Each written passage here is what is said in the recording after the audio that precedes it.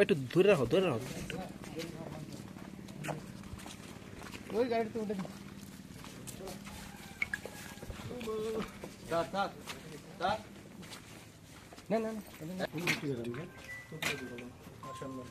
একটু ঘরের ভিতরে ঢুকে হ্যাঁ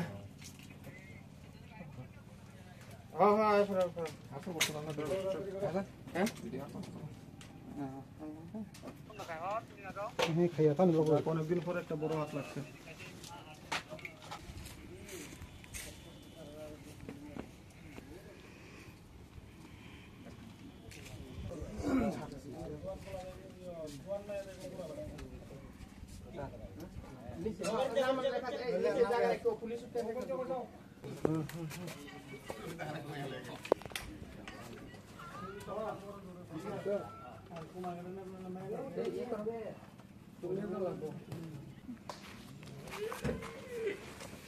আমরা এখানে জায়গা হইব নি কিছু ওইদিকে যাও আমি ওইখানে জায়গা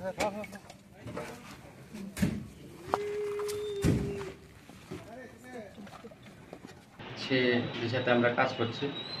তো আমরা সে ইয়েতে সাফিসিয়েন্ট স্টাফ আপনারা সবাই জানেন 1.5 করে আছে সব জায়গাতে খোয়াই এবং খোয়াই আশপাশ অঞ্চলে।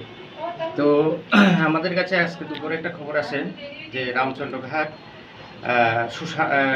সুশঙ্কর আচার্যি ওরফে টিঙ্কু ওর বাড়িতে প্রচুর পরিমাণ ড্রাগস মজুত রাখা আছে। তো আমরা সেই খবরের ভিত্তিতে আমরা সেখানে যাই এবং আমাদের সাথে ছিল এসডিপিও স্যার ছিল, আমরা ডিসিএম স্যার এবং অন্যান্য স্যার সাক্ষীরা ছিল। সবার উপস্থিতিতে আমরা যে এনডিপিএসের যে প্রসিডিউর সেই প্রসিডিউর মেনে আমরা সার্চ করে আমরা 11 গ্রাম আমরা হিরোইন উদ্ধার করি। সে হিরোইনগুলি আমাদের যে এনডিপিএসের আইন অনুযায়ী সেগুলি আমরা সিজ করি। আর আমরা এই যে যার পজিশনে আমরা পেয়েছি সুশঙ্কর ওরফে টিঙ্কু আচার্যি, ওনার স্ত্রী প্রিয়ঙ্কা আচার্যি, আমরা ওনাকে অ্যারেস্ট করি। এগুলো তো আমরা যখন যাই তখন ওরা সম্ভবত ড্রাগসগুলি ধরার জন্য রেডি করছিল। তো আমরা যাওয়ার সঙ্গে সঙ্গে কিছু লোক সেখান থেকে পলায়ন করেছিল। তো আমাদের ধারণা সেখানে সুশঙ্কর মানে যে বাড়ির মালিক সেও থাকতে পারে এবং অন্যান্য লোকও থাকতে পারে। আমরা সেগুলি দেখছি, যদি আমরা এই কেসে অন্যান্য লোকও পাই আমরা সেই কেসে আমরা সেগুলিকে অ্যারেস্ট করে আমরা আইন অনুযায়ী ব্যবস্থা করব। স্যার, যে মালটা ধরছেন এটার বাজার মূল্য কীরকম হতে পারে?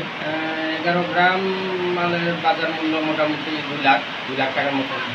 তো স্যার, এই যে অভিযান আপনারা দীর্ঘদিন ধরে খোয়াই করতেছেন, এই অভিযান কি আগামী দিনও জারি থাকবে? অবশ্যই, এটা আমরা চাই খোয়াই শহর যাতে ড্রাগস মুক্ত থাকে, সম্পূর্ণ ড্রাগস মুক্ত, ড্রাগস ফ্রি। আমাদের এসপি স্যার বা আমাদের যে অথরিটি যা নির্দেশ কার্যটা চাচ্ছেন যে ড্রাগস ফ্রি, যে জিরো টলারেন্স নীতি, সেই হিসেবে আমরা আমাদের কাজ করে যাচ্ছি এবং আমরা চাইব আমাদের সাথে যাতে সবাই সংঘবদ্ধ হয়ে আমাদেরকে সাহায্য করে এবং আমরা যাতে সেই কাজে আমরা সফল হতে পারি। আরেকটা বিষয় স্যার, আপনারা তো প্রচণ্ড প্রচেষ্টা জারি রেখেছেন খোয়াইতে পুলিশ প্রশাসনের পক্ষ থেকে। তো খোয়াইয়ের যে সাধারণ নাগরিক আছে তাদের উদ্দেশ্যে আপনি কী বলবেন?